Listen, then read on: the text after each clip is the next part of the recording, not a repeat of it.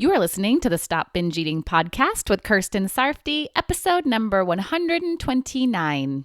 Welcome to the Stop Binge Eating podcast. It's time for you to end your food obsession and begin feeling confident and in control around food. You are absolutely capable of eliminating binge eating from your life, and I'm going to show you how by giving you simple tools and insights that you can apply in your own life. I'm your host, Kirsten Sarfty. Now let's get to it. Hi, let's talk about control and the things that are out of your control.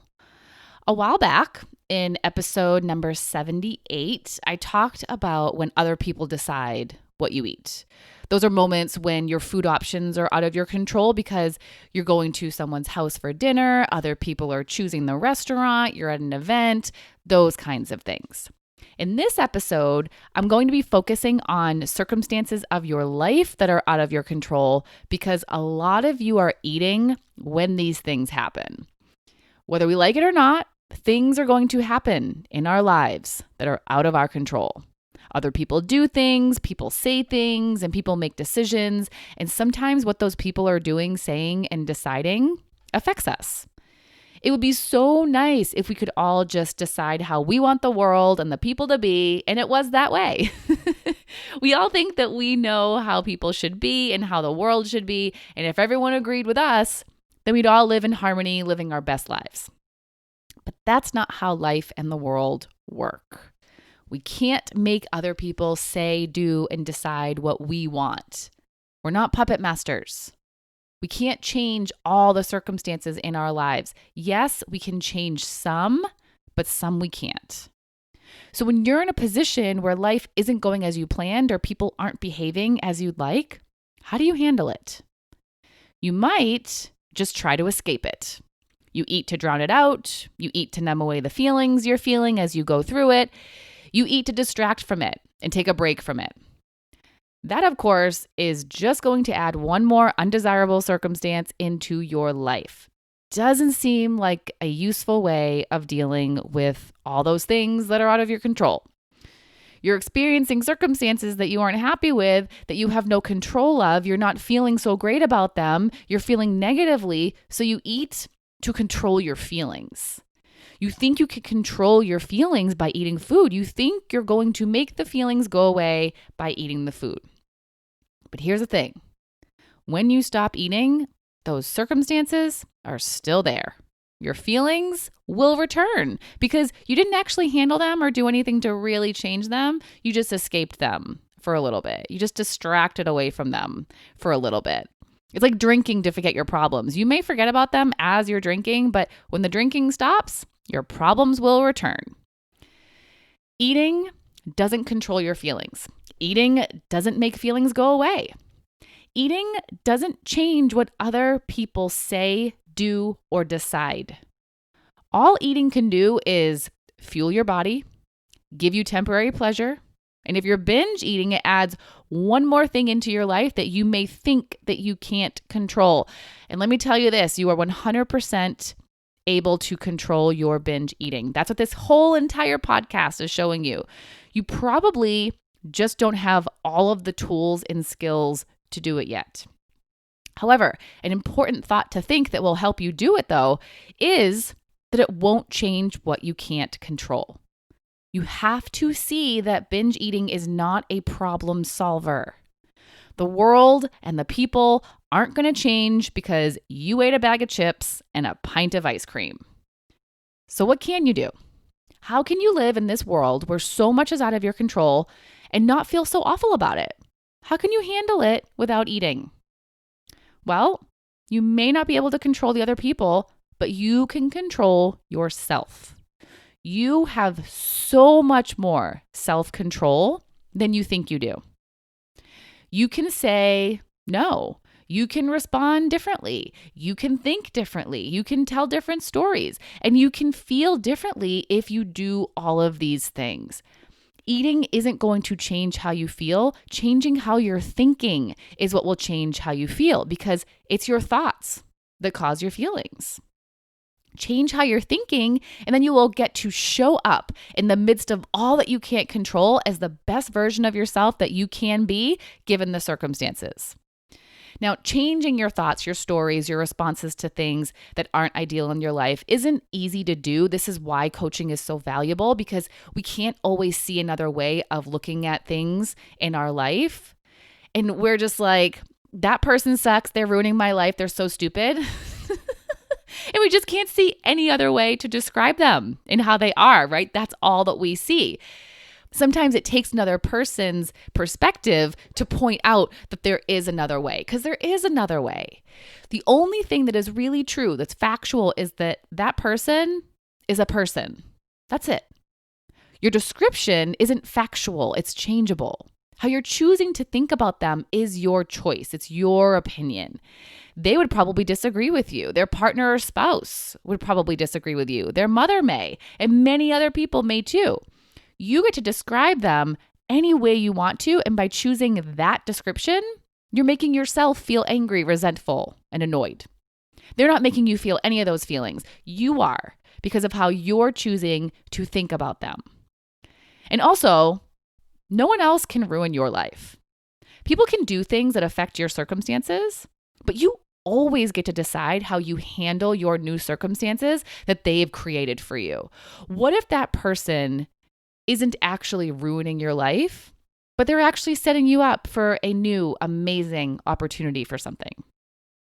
I don't know if I've mentioned this on the podcast before, but when I was working as a fitness instructor, I was teaching at 3 studios.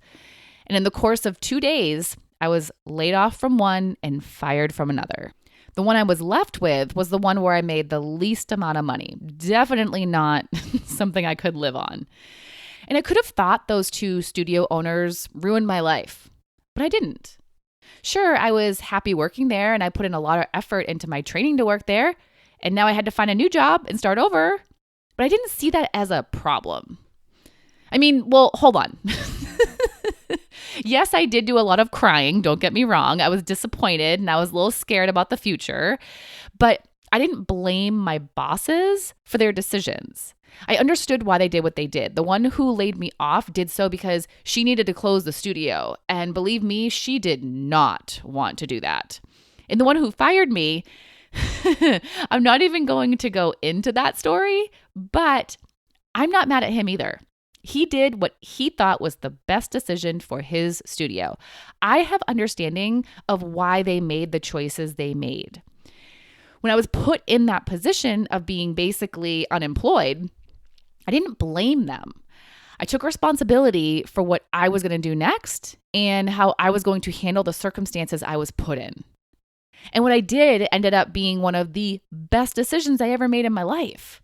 It was when I decided to go to the life coach school and get my training and certification to be a life and weight coach and embarked on my career that I have today that I love so much. I had wanted to do that training for almost a year, and I would have continued putting it off had I not lost those jobs. When other people made decisions that affected me and I didn't like the circumstance I was in because of them, although yes, I did probably complain and I know I cried, I also took responsibility for my life, my decisions, and how I responded to what happened. Life is going to throw you curveballs. Things are going to happen that you didn't plan for. People are going to do unexpected things. People are going to do things you don't agree with. And what are you going to do then? You can escape by eating food, or you can respond in a way that will be useful to you.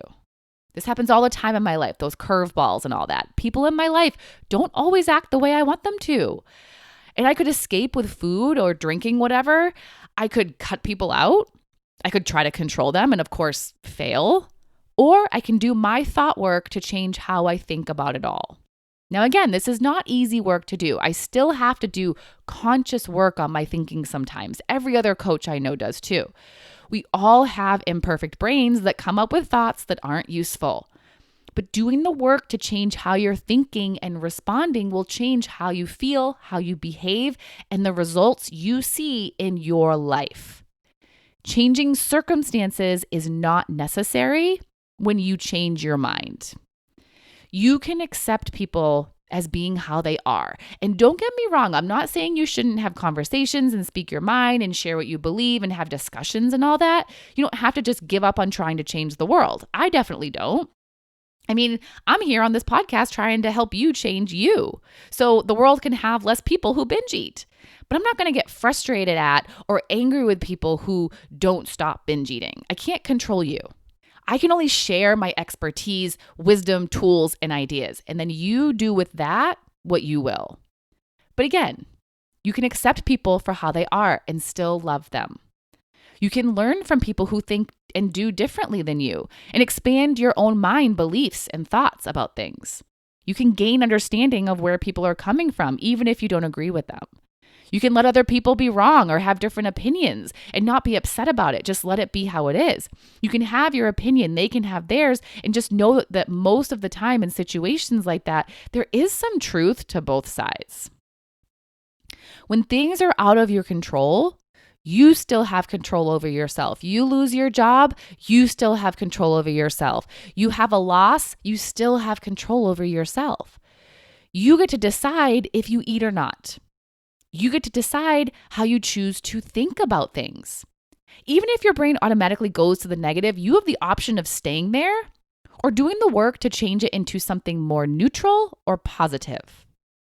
Take control of your life and control what you can control. Take responsibility for your life and think in useful ways that are going to create feelings that will drive you into actions you want to be taking. You are not a victim of your circumstances, no matter what they are. Your actions and feelings in the midst of them are on you. You create the results of your life and your experience of your life. Controlling everything around you isn't necessary. Focus on you and work on you. Have a wonderful week. Bye-bye. Thank you for listening to the Stop Binge Eating podcast. If you like what you heard today and you want more, go to coachkir.com/free. That's COACHKIR.com/free to get some awesome free stuff to help you stop binge eating.